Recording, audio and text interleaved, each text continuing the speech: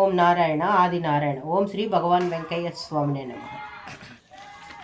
గురుదేవులు శ్రీ రామకృష్ణ పరమహంస నేను ఒక నోటితో కాదు వేళ్ల నోళ్లతో తింటాను అని అన్నారు.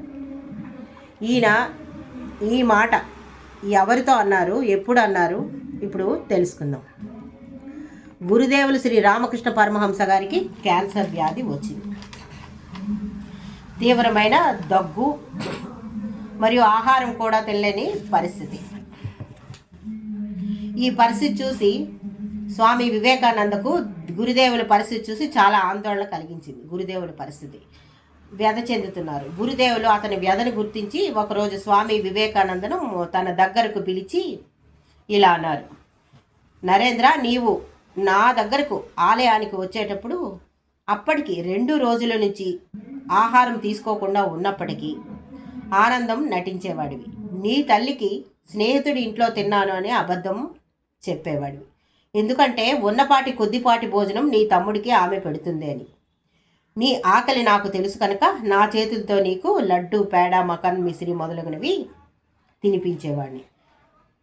నరేంద్ర ఏడుస్తూ అవునన్నట్లు తల ఊపాడు. గురుదేవులు చిరునవ్వుతో ఇలా అడిగారు. నేను నీ ఆకలి విషయం ఎలా తెలుసుకున్నాను, నీ అంతర్గత స్థితి ఎలా గ్రహించగలిగాను చెప్పు అని అడిగారు నరేంద్రుని. మీరు అంతర్యామి గురుదేవా అని నరేంద్రుని సమాధానం. అంతర్యామి అంటే ఎవరు అని గురుదేవులు ప్రశ్న.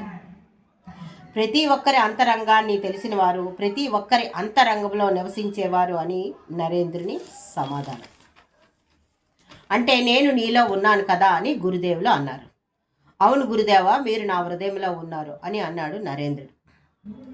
నేను నీలో ఉండి నీ ప్రతి విషయం తెలుసుకుంటాను, నీ ప్రతి బాధను గుర్తిస్తాను, నీ ఆకలిని అనుభవిస్తాను కదా.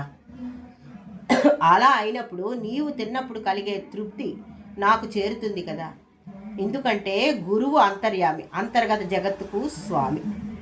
ఆయన తన శిష్యుల్లో ఉండి అన్నిటినీ అనుభవిస్తాడు. నేను ఒక నోటితో కాదు వేళ్ల నోళ్లతో తింటాను. గురువు అంటే కేవలం బయటకు కనిపించే శరీరం మాత్రం కాదు. ఆయన నీ ప్రతి రోమంలో నివసిస్తాడు. వేరు అన్న భావనే లేదు. రేపు నా శరీరం లేకపోయినా నేను జీవిస్తూనే ఉంటాను, నీ ద్వారా జీవిస్తాను, నేను నీలోనే ఉంటాను. ఓం నారాయణ ఆది నారాయణ.